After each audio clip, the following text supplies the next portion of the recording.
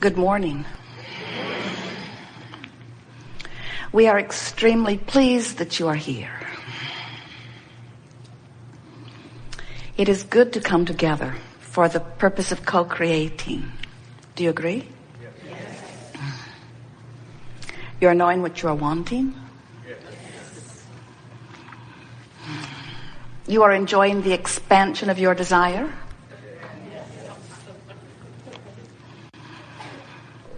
Well, when you want something and you know how to bring it about, it's fun to want it, isn't it? But when you want something and you've been wanting it for a while and it stubbornly is staying off at a distance, when you want to bring something in that won't come, or when you want to get rid of something that won't go, then when we say, are you enjoying the contrast? Are you enjoying those new desires that are percolating within you? And often, if we've trained you here, you say, oh yes, we really like those unfulfilled desires. But there will come a time when you come to realize that no desire is off limits for your ability to create it. In other words, when you begin to remember who you are, when you consciously reestablish your relationship between the physical you and the non-physical you, when you remember the purpose of your emotions and the information that they give you in terms of not only your relationship between the physically focused you and the non-physically focused you, but your emotions also give you play by play, moment by moment indicators of how you're doing in relationship to those very desires. Because it turns out that as you sift through the contrast, which causes you to focus, even if you don't put words to it, your desires into a vibrational format, which always precedes the manifestational format. In other words, everything's focused into a vibrational reality first.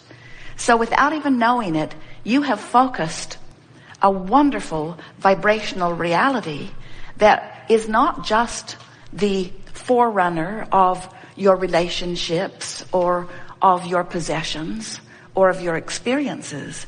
It's actually the vibrational pre-you. You are the creator of you. You think you might be creating a new car or creating a pile of money or creating a relationship, but what you're actually creating is you within those experiences. You are the creator of you.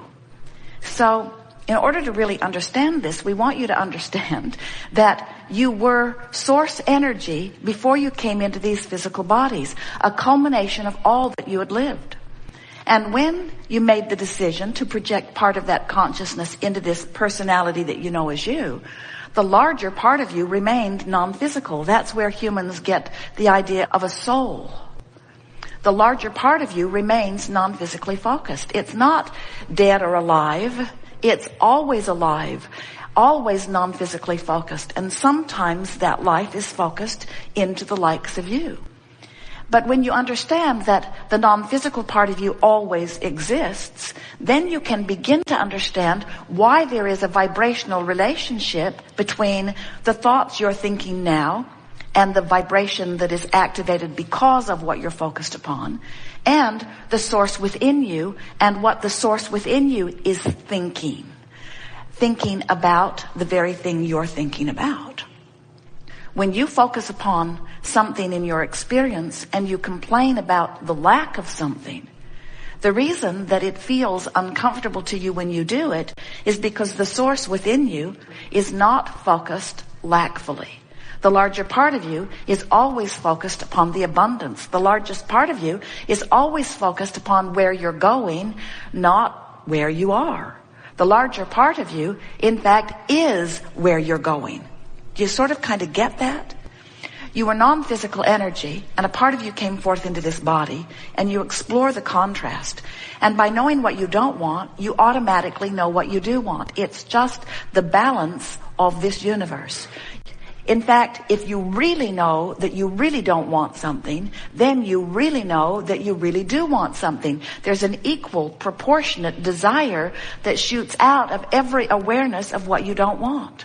So without even knowing it, you have been building a vibrational escrow, a vibrational reality that's not just a pile of stuff waiting off in the future for you. It's actually the vibrational essence of you living, being, having, doing all of that.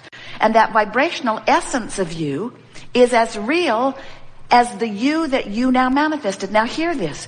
So over time, we've been saying to you that if you have a desire and your belief is the same as your desire, that's really what positive expectation is, then it has to be, and it has to be fast.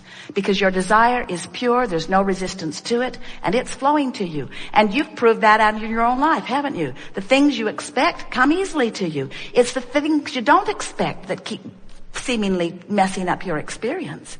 Someone the other day says, I don't want to work there, but I have no choice. What an awful trap. I want more money, but I can't figure out how to get any. I want a mate, but I can't find a mate. And we say, when you want and you equally or greater doubt the thing you want, then you hold yourself in what feels like a tug of war to you, and it literally is a tug of war, because in your doubting you have introduced a resistance that does not allow you to go to the vortex where what you want is. So over time we've said to you, when you want it and believe it, it is. Then we began telling you that you are a creator, and that if you are a deliberate creator, which means you think more about what you want, you script it, you write about it, you talk about it, that more of the things that you want will begin to come into your experience. Be more deliberate in your intent, we said to you. Then we watched you. You worried about your thoughts too much then. You got the idea that every word that popped out of your mouth was going to bring immediate response to that word. So you said, cancel, cancel, cancel, as you tried to suck back the word before law of attraction took it away and ran with it. And so then we began explaining to you that well-being really is the basis of your experience, and that you have much latitude and leeway. And that if you will think about allowing what you want to come, that there is a step 3 process. Life causes you to do step 1, ask. Source answers, and today we're telling you not just answers. Source literally becomes the vibrational equivalent of what you're asking for and holds it in this vortex where law of attraction is gathering. Step 3 is you got to figure out how to be a vibrational match. And then for a while, we offered you the analogy that when you ask, Source answers. And as law of attraction responds to Source holding the fullness of all you've asked for, as law of attraction responds to that request, the sensation to you is like a being called downstream, naturally toward the fulfillment of what you are wanting. Today, we are going to describe this process to you in yet another way. We want to say to you that when you ask, you send rockets of desire into your vibrational experience. And we've been calling this your vibrational escrow, because it's where all that you want is held in an account that's just for you, that no one else is going to sweep in. Bernie Madoff does not have access to this account. And then we began calling it a vibrational reality. It's a vibrational reality because you're so excited about this physical reality. We want you to be excited about this vibrational reality.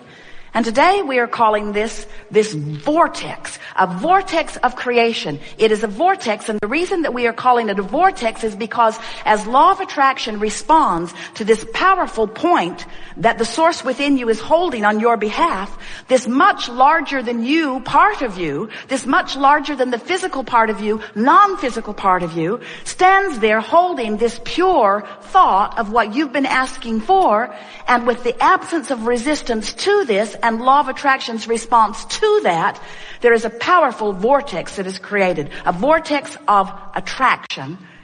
And this is the most important thing for you to hear about this, where all cooperative components are being assembled. The question is, are you a cooperative component? And the answer is, if you're mostly joyful, mostly happy, mostly eager, mostly frisky, then yes, you could count yourself as a cooperative component. And if all of that is true, then you're saying to us, things work out for me. Ideas come just at the right time. I flow in and out of all things. I rendezvous with like-minded people. Wonderful things happen. I barely think about something that I want, and the path to achieve it is unfolding for me. I feel good all of the time. I wake up, I hit the floor with a feeling of enthusiasm for life. I feel reborn anew every day of my life experience. If that's the way you are describing yourself, then you are often, most often, in the vortex. But if you're ornery, if you're confused, if you feel resentment, then you're not in the vortex, not consistently. And if you're like most people, you're in and out, in and out. If you're like most people, you're out, and out, and out, and out, and out, and in, and out, and out, and out, and out, and out, and damn mad about being out, and in, and out, and out, and out, and joining the online chat group about how crummy it is to be out, and out, and out, and out, and out, and in, and out. If you're like most people, you're out mostly, on the brink of it sometimes, and in rarely, but you've been in enough to taste the sweetness of alignment, enough so that when you're not in there experiencing the fullness of all that is meant to be for you, you resent it. You know something is really, really, really, really, really, really wrong. And that's why when you don't feel good, you want to blame this one and that one and this one and that one and this one and that one. Usually the person you live with is the person that gets the brunt of your blame about you not being in the vortex, but we want to lovingly give it all back to you. You get the credit, 100% of the credit, about whether you're in the vortex or whether you're not in the vortex. We just want to do the best sales job ever about wanting to inspire your desire to be in the vortex, because we see clearly what you've put there, and we know the expansiveness of who you have become, and we know the capacity for clarity and love that is really you, and we don't blame you a little bit if you're not completely up to speed with the fullness of who you have become. You feel awful and you want it. We just want to say to you, there's no way of filling the void of not being in the vortex other than getting in the vortex. Can't buy one more thing and bring it home. Can't eat something, drink something, shoot something. You can't find somebody else to give their attention to you, to love you enough. In other words, it's not possible for you to fill the void that is the fullness of who you are without getting in the vortex, which simply means you just got to stop doing that thing you do that doesn't let you in. So what are some of the things you do that prevent you from getting into the vortex?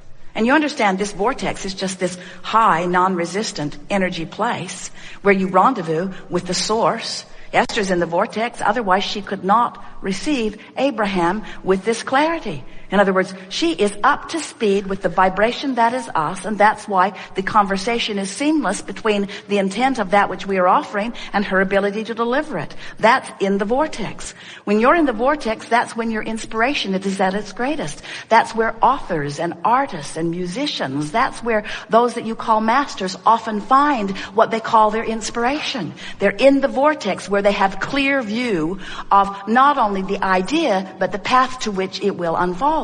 When you're in the vortex, things unfold for you in a way that there's no question in your mind that that's the thing to do. You know how sometimes you say, I don't know whether to go this way or that way. You're not in the vortex, because if you were in the vortex, you'd say, I'm going this way and I don't care what anybody thinks about it. When you say, those people over there and their philosophy is really awful and their philosophy is going to bring us all down, you're not in the vortex. And it's not their philosophy that's bringing you down. It's you not being in the vortex that's not bringing you up. No one can bring you down, but your standards of how up you really are keep changing. And if you don't stay up to speed with who you are, you don't feel good. So, what's the difference between a higher, faster vibration and a lower, slower one? Higher, faster feels better. It's what joy and love are. Lower, slower feels worse. It's what depression is. It's what despair and fear are. Higher, faster has less resistance. Lower, slower has more resistance. So really, the operative word that we're talking about here today is, as I stand in my human form, what is it that I could do a better job of controlling that would make the most difference in my life? And we want to say to you, if you'll get a bead on your resistant tendencies and work them into less resistance, your vibration will raise. You'll hover on the brink of the vortex, or you'll pop in off.